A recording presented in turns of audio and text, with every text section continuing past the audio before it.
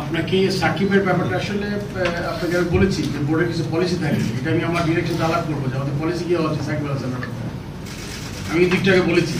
So ওইটা ইট false into that যে আমাদের বোর্ডের সাথে আলোচনা করবো যে সাকিব এখন যে স্টেটে আছে সেই স্টেটে গিয়ে সে কি ক্যান হি কন্টিনিউ।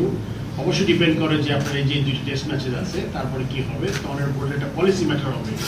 কেননা আপনার চিফ সিলেক্টর কিন্তু একটা ইন্টারভিউ দিয়েছে, আমার কাছে ভালো লেগেছে যে ইটস লাইক পলিসি যদি তাকে যদি বোর্ড থেকে বললে দেওয়া হয়তো যদি ওকে নিও না, তাহলে কিন্তু এটা পলিসি ম্যাটার হতো, তাহলে সে দায়িত্বটা বোর্ডের উপর দিয়ে দিত যে না এসে বলেছে পরে সিলেকশনের বাইরে চিন্তা করো।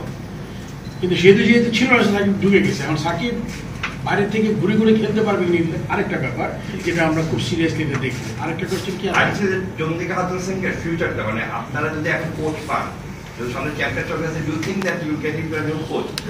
আসলে এটা তো আজকে এই মুহূর্তে এখনই বলা difficult. Let me just sit for 2-3 days or talk to my colleagues যারা আছে আমার সাথে, যারা ভাস্ট এক্সপেরিয়েন্স কে লাইনে। কারণ একটা কোচকে যখন আনা হয় তখন নিশ্চয়ই আরো 3-4টা শর্ট লিস্টেড থাকে, কে অ্যাভেলেবল আছে, কে আসতে পারবে না আসতে পারবে, আদৌ আসতে পারবে কিনা, সেক্ষেত্রে আমরা ওটা চিন্তা করবো। Local coaches very important. I mean local coaches মানে আমার মনে খুব ভালোভাবে আছে। দেখি এখন বাকিটা আই এম শিওর আমি আই শুড নট বি মানে একমাত্র ডিসিশন মেকার হওয়া উচিত না। I need to talk to everyone and like হয়তো বা আমার উপরে দায়িত্বটা বেশি, বিকজ আমি I can call the shot, but অন্যরাও থাকবে তারা যে আপনি when you work in organisation ভালো খারাপ অনেক দিক থাকে, you just cannot go against it. কিন্তু আপনি জানেন তো আপনি কোন পত্রিকা আছে কালের কন্ডাল, ওটা যদি এডিটার কিছুটা করে আপনি কিন্তু লিখতে পারবেন না যে এডিটার এই কাজ করে, বিকজ এটা লিখে নট। সো আমি চেষ্টা করবো সেটা মানে স্বাভাবিক। আমি আমার যদি এইখানে বসে বোর্ডের সমালোচনা করি তাহলে এটা ওয়ার্ক দ্যাট। চন্দ্রিকা হাতুর সিং এর ব্যাপারে আমি এক্স্যাক্টলি আসলে কন্ট্রাক্টটা জানি না।